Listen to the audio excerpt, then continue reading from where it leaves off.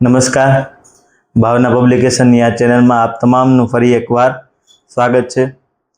આપણે નવોદયની શરૂઆતમાં સંખ્યા જ્ઞાન 2માં લેક્ચર નંબર 4 જોઈ ગયા. આજે આપણે લેક્ચર નંબર 5 જોવાનો થશે. લેક્ચર નંબર 5માં આજે આપણે એક ટોપિક ચાલુ કરવાનો છે જેનું નામ છે અવયવ અને અવયવી. શું નામ છે? તો કે અવયવ અને અવયવી. જેમાં અત્યારે આપણે પહેલા અવયવ વિશે જાણકારી મેળવીએ. તો કે અવયવ એટલે શું? અવયવ એટલે કે આપેલી સંખ્યાને જે સંખ્યા વડે નિશેષ ભાંગી શકાય તે સંખ્યાને આપેલી સંખ્યાના અવયવ કહે છે. આપેલી સંખ્યા એટલે કે આપણને માનો કે કોઈ પણ સંખ્યા આપેલી હોય, ધારો કે આપણે અહીંયા લઈએ 10. આપેલી સંખ્યા છે આપણી 10. હવે તે સંખ્યાને જે સંખ્યા વડે નિશેષ ભાંગી શકાય, ભાગવાની છે આપણે પણ કઈ રીતે? તો કે નિશેષ એટલે કે શેષ વધી જોઈએ નહીં. તો આ સંખ્યાને કઈ કઈ સંખ્યા વડે નિશેષ ભાંગી શકાય, કઈ રીતે મળે? તો કે જોઈએ આપણે અહીંયા. સૌપ્રથમ આપણને ખબર કે સંખ્યાની શરૂઆત ક્યાંથી થાય? તો કે 1 થી. જો આને આપણે 0 થી તો ભાંગી શકાતા નથી. કોઈ પણ સંખ્યા હોય તેને ભાગાકારમાં 0 આવે એટલે એનો ભાગ ચાલે નહીં. એટલે એનો બરાબર શું મળે? તો કે અસંખ્ય સંખ્યા મળે, અથવા તે વસ્તુ જે છે એ અનંત મળે, જે આપણે અવ્યાખ્યાયિત છે. ટૂંકમાં આપણે એને વ્યાખ્યાયિત કરી શકતા નથી કે 10/0 એટલે એને કંઈ વ્યાખ્યાયિત કરી શકાતું નથી. એટલે કે શૂન્ય આવશે નહીં. પછી સંખ્યાની શરૂઆત ક્યાંથી થાય? તો કે આપણને ખબર છે 1. તો કે કઈ રીતે મળે? તો કે 10 નો ભાગાકાર જો આપણે 1 વડે કરીએ, અથવા ઊંધું સમજીએ તો કે 10 1ના પાડામાં આપણે 10 આવે? તો કે હા, અવશ્ય આવે. ક્યાં આવે? તો કે 1 ગુણ્યા ક્યાં કરીએ આપણે? તો કે 10 આવે 10. પછી 1 પછી શું આવે? તો કે 2. 2ના પાડામાં આવે છે 10? તો કે હા, 2 5 10. પછી 2 પછી આવે 3. 3ના પાડામાં ક્યાંય 10 આવતા નથી. એવી જ રીતે 4ના પાડામાં નહીં આવે. 5 5ની વાત તો આપણે અહીંયા કરી લીધી, દેખાય છે. 5 નહીં આવે. ટૂંકમાં 5 તો અહીંયા આવી ગયો, એક ફેરે પાછો આવશે નહીં. 5 પછી 6 7 કે 8 અથવા 9, ક્યાંય 10 આવશે નહીં. આટલી સંખ્યામાં જ 10 આવે પાડામાં, 1 2 5 અને 10. તો 10 ના અવયવ કેટલા પડ્યા? તો કે 1 2 5 અને 10. આ 4 અવયવ 10 ના પડ્યા. કઈ રીતે મળ્યા? તો કે આ જુઓ. હવે આપણે જો શું કીધું હતું કે આપેલી સંખ્યા એટલે કે આ 10, તેને જે સંખ્યા વડે નિશેષ ભાંગી શકાય, તો કે 1 2 5 અને 10, આ બધાનો ભાગાકાર જો 10 હારે કરીએ એટલે કે 10/1 10/2 10/5 10/10, તો આપણને એક ચોક્કસ સંખ્યા મળે, નિશેષ ભાંગી શકાય એટલે કે પૂર્ણાંક સંખ્યા મળે. તો તે સંખ્યાને આપેલી સંખ્યાને શું કહેવાય? અવયવ. એટલે કે આ બધી સંખ્યા છે તે આના શું કહેવાય? અવયવ. સાવ સહેલો ટોપિક છે. અવયવ વિશે સમજ મેળવી છે. તેનું ઉદાહરણ પાછા આપેલું છે. શું આપ્યું? તો કે 18 ના અવયવ. જો અહીંયા આપણે સાદી રીતના અને સાવ સરળ રીતના કરીએ જેથી તમને આવડી જાય. કઈ રીતે થાય? તો કે 18 ના અવયવ. સૌપ્રથમ તો 1ના પાડામાં 18 આવતો નથી, પણ પાડો 10 એ પૂરો થતો નથી. 1 ગુણ્યા 10 કરીએ એટલે 10 આવે. તો આ છેલ્લું સ્ટેપ છે નહીં. આની પછી પણ આવે. શું આવે? તો કે 1 ગુણ્યા 11. શું આવે? 11. આપણે 10 સુધી શીખા એટલે કે 10 એ પૂરું થતું નથી. આવી રીતના જ ચાલ્યું રહીએ. 1 ગુણ્યા 12 કરો તો પણ આવે, 1 ગુણ્યા 13 કરો તો પણ આવે. એવી રીતના ચાલતા જાવ તો આપણને ખબર છે ક્યાં? તો કે 1 ગુણ્યા આપણે 18 કરીએ, કેટલા? 1 ગુણ્યા જો 18 કરીએ તો કેટલા મળે? 18. એટલે કે 18 ના પહેલા અવયવ 2 મળી ગયા આપણે. કયા કયા? 1 અને 18. હવે 1 પછી શું આવે? તો કે 2. તો 2 ના પાડામાં 18 આવે? તો કે હા, 2 9 18. 2 પછી શું આવે? 3. તો 3 ના પાડામાં આવે? તો કે હા, 3 6 18. પછી 3 ના પાડામાં, પછી 4. 4 ના પાડામાં આવતું નથી. 5 ના પાડામાં આવતું નથી. 5 પછી આવે 6. જે 6 આ બાજુ આવી ગયો છે. એટલે જો જ્યારે આપણે આવી રીતના ચાલુ કરીએ 1 થી, અને એવી સંખ્યા મળે કે જે આ બાજુ આવેલી હોય, અહીંથી ચાલુ કર્યું આપણે, અને આ બાજુ આવેલી હોય ત્યાં આપણે અટકી જવાનું. એના પછી એકેય 18 ના અવયવ આવશે નહીં. અહીંયા છેલ્લો કયો આવ્યો? 6. ટોટલ કેટલા મળ્યા? 1 2 3 6 9 અને 18. આ 18 ના આટલા અવયવ મળ્યા. સમજાણું? જોઈએ આપણે આગળ. જો અહીંયા શું કીધું તમને, તો કે મહત્વના મુદ્દાઓ, અવયવ માટેના એક મહત્વના મુદ્દાઓ છે જે તમને MCQ માં પૂછાય, નાના ખાલી જગ્યા સ્વરૂપમાં, અથવા MCQ માં કઈ રીતે પૂછે, તો કે શું પૂછે? કોઈ પણ સંખ્યાનો નાનામાં નાનો અવયવ શું હોય, શું મળે, અથવા શું મળે? તો કે કોઈ પણ સંખ્યાનો નાનામાં નાનો અવયવ હંમેશા શું મળે? 1. કોઈ પણ સંખ્યા હોય, 1 ના પાડામાં તો આવતી જ હોય, એનો ભાગાકાર 1 હારે કરો એટલે એ નિશેષ ભાંગી જ શકાય. એટલે કે કોઈ પણ સંખ્યાનો નાનામાં નાનો અવયવ શું મળે? 1. આ તો બેઠા જ જોઈ, ગમે એ સંખ્યાની વાત કરો, પહેલો વહેલો કોણ હીરો આવે? આ. એટલે આ તો હોય જ. પછી કોઈ પણ સંખ્યાનો મોટામાં મોટો અવયવ સંખ્યા પોતે જ હોય. હવે જો આપણે જેની જાનમાં ગયા હોય તેના ગીત તો ગાવાના જ હોય. એટલે કે ધારો કે 18 ના અવયવ હમણાં આપણે જોતા હતા, તો 18 ના અવયવો કયા મળ્યા હતા? એમાં 18 તો હતો જ. એટલે કે પોતે પોતાનો અવયવ હોય ને હોય. ત્યાં લીધું કોઈ પણ સંખ્યાનો મોટામાં મોટો અવયવ, અને આ મોટામાં મોટો પણ હતો. 18 થી મોટો એકેય અવયવ હતો નહીં, કારણ કે જે આપણે સંખ્યા વાત કરીએ એ જ પોતાનો મોટો અવયવ થાય. ઓકે, એક સિવાયની દરેક સંખ્યાના ઓછામાં ઓછા 2 અવયવ હોય ને હોય. આ એક સિવાય એકનો અવયવ આપણે પાડીએ, એકના અવયવો કેટલા પડે? તો કે ખાલી 1, બીજું કંઈ આવે નહીં. પણ એક સિવાય આપણે આગળ વાત કરીએ, 2 ના અથવા 3 ના, ગમે એની વાત કરીએ, એના ઓછામાં ઓછા 1 અવયવ તો હશે ને હશે. આ અને બીજો અવયવ કોણ? તો કે જે સંખ્યા પોતે. એટલે કે ઓછામાં ઓછા 2 અવયવ હશે ને હશે. એક સિવાય ગમે એ સંખ્યા લો, એને 2 અવયવ તો હશે ને હશે. સમજાણું? આ મહત્વના મુદ્દાઓ હતો. તમે નોટ કરી લેજો તમારી બુકમાં, સરખી રીતે જોઈ જાઓ,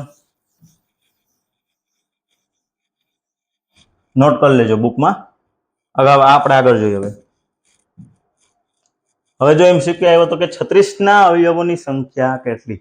અવયવોની સંખ્યા પૂછી છે, એટલે આપણે એના અવયવ પહેલા પાડીએ. કોની વાત થાય? તો કે 36. સૌથી પ્રથમ હીરો ઊભો જ હોય, કયો? તો કે 1. 1 ગુણ્યા કેટલા કરો? 36 મળે, તો કે 36 છે. 1 ગુણ્યા 36 આવી ગયું. 1 પછી શું આવે? 2.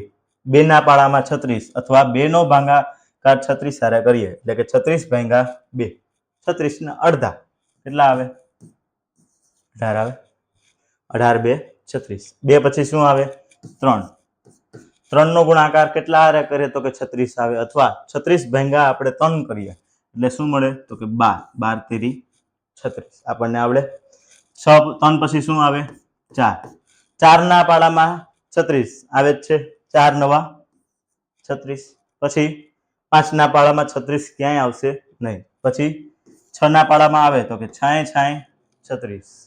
6 પછી 7 લેવાનો જરૂર છે નહીં, કારણ કે આપણે 6 ની વાત કરતા હતા ને 6 આ બાજુ આવી ગયા.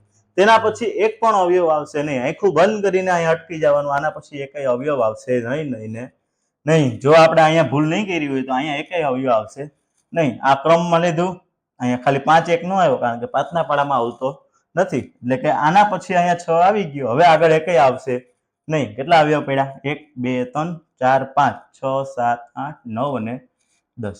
કેટલા અવયવ પડ્યા? 10. આપણો જવાબ શું આવશે? 10. ઓકે. તેના પછી 1000 નો મોટામાં મોટો અવયવ. 1 મિનિટ, સોરી. જો અહીંયા ટોટલ 10 અવયવ નહીં પડ્યા. કેટલા પડ્યા?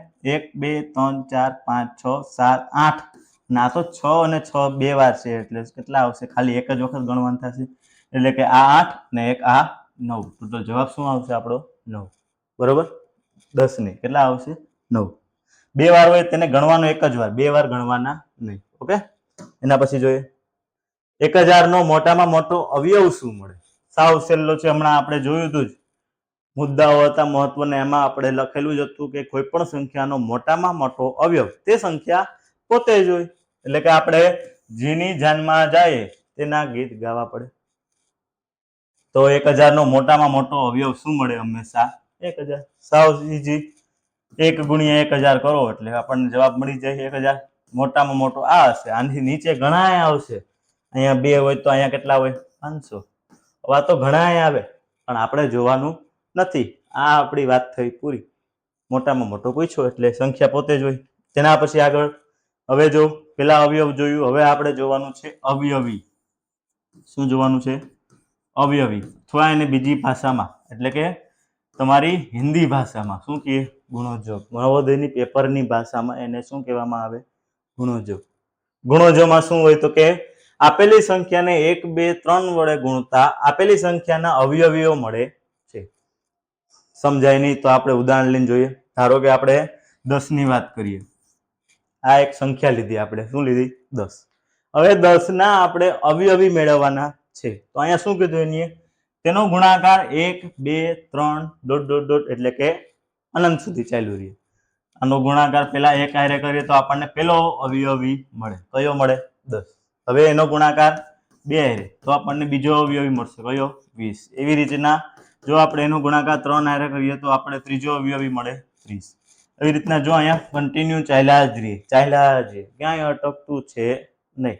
એટલે કે એના અવયવોની શરૂઆત ક્યાંથી થાય?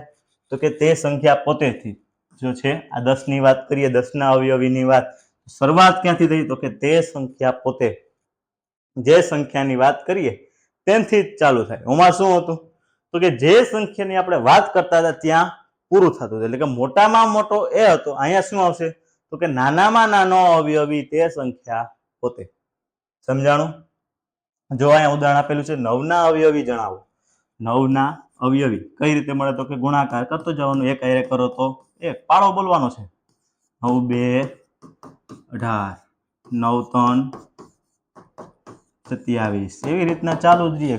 પૂરું થતું નથી. તેના અવયવીઓ શું મળે? 9 18 27 36 45. ચાલ્યા જ રહે. સમજાણું? તેના પછી જોઈએ મહત્વના મુદ્દાઓ. જેમ ઓમાં હતા એમ જ દરેક સંખ્યા પોતે પોતાનો અવયવી હોય ને હોય. અને કેવો અવયવી? તો કે નાનામાં નાનો. 10 ની હમણાં વાત કરતા હતા. 10 નો પહેલો અવયવ શું મેળવતો? કઈ રીતે મેળવ્યો? 10 ગુણ્યા 1 હતો સૌથી પહેલો અવયવ. તે સંખ્યા પોતે છે. તેના પછી બીજો મહત્વનો મુદ્દો કે દરેક સંખ્યા એ 1 નો અવયવી છે. આપેલી જે દરેક સંખ્યા હોય તે 1 નો અવયવી હોય ને હોય. કોઈ પણ સંખ્યાનો નાનામાં નાનો અવયવી સંખ્યા તે જ છે, જ્યારે મોટામાં મોટો અવયવી મેળવી શકાતો નથી. કોઈ પણ સંખ્યાની વાત કરીએ, નાનામાં નાનો અવયવ શું મળે? 10. તે સંખ્યા પોતે જ મળે છે. આયા કોઈ પણ સંખ્યાની વાત કરો, ધારો કે 10 ની વાત કરીએ, 10 નો મોટામાં મોટો અવયવ મળે નહીં, પણ નાનામાં નાનો કયો મળે? તો કે તે સંખ્યા પોતે. મોટામાં મોટો કેમ ન મળે? તો કે આપણે અહીંયા જો 10 ગુણ્યા 2 કરો, 10 ગુણ્યા 3 કરો, 10 ગુણ્યા 4 કરો, એવી રીતના તો ચાલ્યું જ રહે. ક્યાં સુધી? અનંત સુધી. એટલે કે મોટામાં મોટો અવયવ મેળવી શકાતો નથી. તે કેવો છે? અવ્યાખ્યાયિત અથવા અનંત સુધી ચાલ્યો તે મળતો નથી. તેના પછી આપેલ સંખ્યાના અવયવીની સંખ્યા અનંત છે. આપેલી સંખ્યાના જે અવયવી મળે તે કેવા મળે? તો કે અનંત. અહીં લખ્યું જ છે. સમજાણું? મહત્વના મુદ્દાઓ લખી લેજો. તેના પછીનો જોઈએ 15 ના પ્રથમ 5 ગુણોજોનો સરવાળો શું મળે? 15 ના પ્રથમ 5 ગુણોજોનો સરવાળો પૂછ્યો છે. સાવી રીતના પહેલા તો આપણને ખબર છે કેટલા ગુણોજો કીધા? પ્રથમ 5. ગુણોજો એટલે શું? હમણાં વાત કરી આપણે. ગુણોજો એટલે કે અવયવી. ગુણોજો એટલે અવયવી. હિન્દી ભાષામાં એને ગુણોજો કહેવાય. 15 ના પ્રથમ 5 તો પેલો કયો આવે? તો કે પેલા 1 હારે ગુણાકાર કરો એટલે પેલો મળે. 15 એકા 15, 15 2 30, 15 તેરી 45, 15 4 60, 15 પંચા. હવે આપણે શું કરવાનું છે કે પ્રથમ 5 ગુણોજો મળી ગયા, એનો શું કરવાનો છે? સરવાળો. તો સરવાળો કરી લેવાનો. 5 ને 5 10 ને 5 15 નો 5 વધી 1. અહીંયા ઉપર ધાબા ઉપર એક ચેડો શું મારશે? તો કે પાટું. કેને? આ નીચે જે બેઠો હોય એને પાટું મારે. એટલે કે 1 આને પાટું મારે તો 1 ને 1 કેટલા થઈ ગયા? 2. 2 ને 3 5, 5 ને 4 9, 9 ને 6 15, 15 ને 7 22. આપણો જવાબ શું મળે? 225. ઓપ્શન નંબર સી છે. જોઈ લો, ગુણજોનો સરવાળો કીધો એટલે કે આપણે સરવાળો કરી લેવાનો. આગળના ચેપ્ટરમાં ચેપ્ટર નંબર અત્યારે આપણે 2 કરીએ. ચેપ્ટર નંબર 3 જ્યારે કરશું ત્યારે આનું પણ એક સૂત્ર આવશે, તે ત્યારે જોશું, અત્યારે આપણે જોવું નથી. ચેપ્ટર નંબર 3 માં આની માહિતી મેળવશું, સૂત્ર આવશે એનું. ઓકે, અત્યારે આ જોઈ લો. હવે 10 નો મોટામાં મોટો અવયવી ખાલી જગ્યા મળે. સાવ ઈઝી. આ 10 છે, તેનો મોટામાં મોટો અવયવી પૂછ્યો. નાનામાં નાનો શું થાય? તે સંખ્યા પોતે. મોટામાં મોટો જોવો 100 છે, તો કે ના કહી શકાય ને. 10 10 100 થાય, પણ 10 એ પૂરું થતું નથી. 10 ગુણ્યા 11 110 એ થાય. 12 ગુણ્યા કરો તો 120 એ થાય. એટલે પૂરું થતું નથી. ચાલ્યું જઈએ, 1000 એ પૂરું નથી થતું. 10 એ તો સાવ ન થતું. આ તો કેવો છે? નાનો અવયવી, સૌથી નાનો અવયવી. આપણે શું પૂછ્યું? સૌથી મોટો. એટલે કે એ, બી અને સી ત્રણેય કેવા છે? ખોટા. આપણો જવાબ શું આવશે? ડી. જવાબ શું મળશે?